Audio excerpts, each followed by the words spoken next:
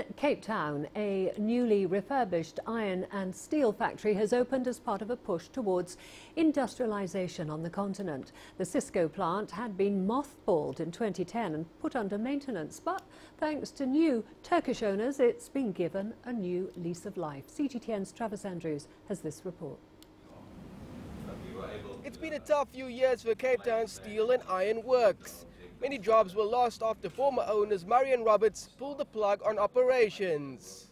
But that's changed after new owners Turkey's DHT Holdings pumped over $44 million to revive its iron and steel mills, creating over 300 new jobs in the process. The new owners see enormous growth potential from their asset on the back of increasing industrialization, which is already costing a significant amount. This is an example of a Turkish foreign investor that's come here, worked closely with government and turned a plant into a viable, competitive plant.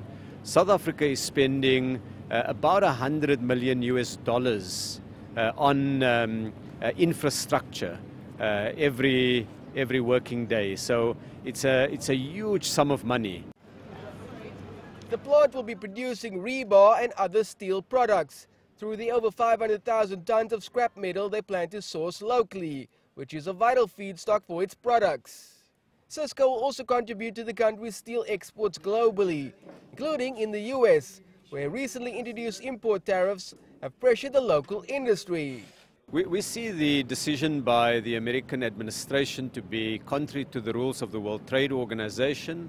And when you participate in global markets, you need to accept those rules.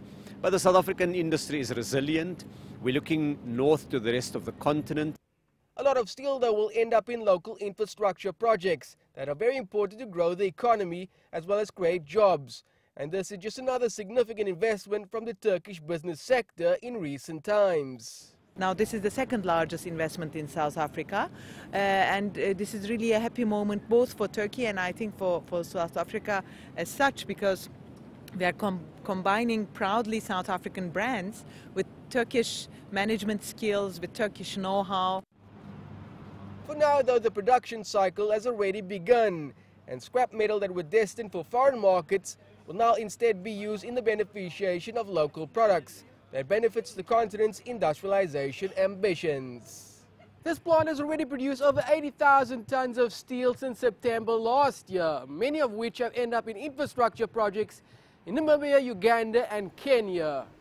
Travers, CGTN, Cape Town.